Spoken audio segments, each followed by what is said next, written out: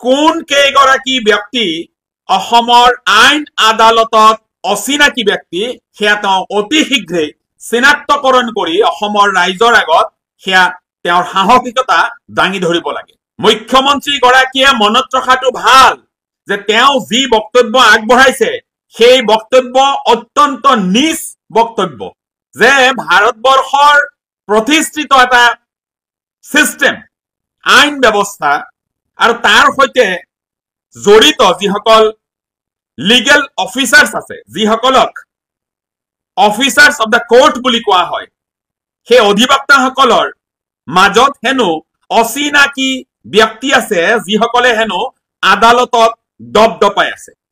হয়, ব্যক্তিগতভাৱে এগৰাকী অধিবক্তা হিচাপে এই কথাটো কোনো কাৰণত গ্ৰহণযোগ্য কথা নহয় বুলি মই ক'ব বিচাৰিছো।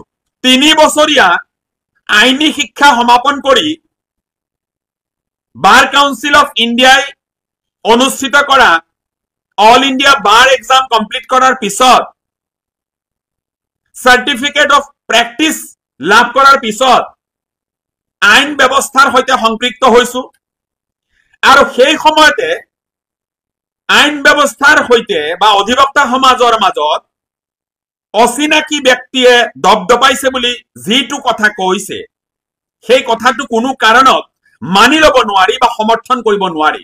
পাৰে কোনোবা হয়তো ভক্ত আছে, কোনোবা হয়তো অন্ধ ভক্ত আছে, কোনোবা হয়তো গোবৰ ভক্ত আছে, তেওঁলোকে এনেবোৰ কথা সহজতে মানি ল'ব আৰু এই কথা বতৰাবোৰ তেওঁলোকে সমৰ্থন কৰিব।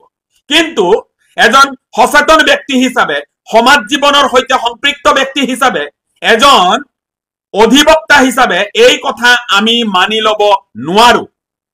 মই আকৌ কৈছো, অসমৰ মুখ্যমন্ত্ৰী গৰাকীয়ে অসমৰ আইন ব্যৱস্থাৰ সৈতে কিমানজন অচিনাকি ব্যক্তিয়ে দপদপাই আছে সেই নামসমূহ তেওঁ ৰাজহুৱা কৰিব লাগে।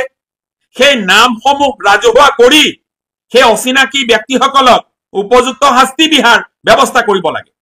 নহলে এনেদৰে আইন ব্যৱস্থাটো যদি অচিনাকি ব্যক্তিৰ এনে দপদপনি চলে, ইয়াতো মানি ল'ব নোৱাৰি। কোন সেইসকল অচিনাকি ব্যক্তি? আজি এজন মুখ্যমন্ত্ৰীয়ে নাজানে যে তেওঁৰ ৰাজ্যখনৰ আইন ব্যৱস্থাৰ সৈতে জড়িত অধিবক্তা বা আন কাম কাজত নিয়োজিত ব্যক্তিসকল অচিনাকি।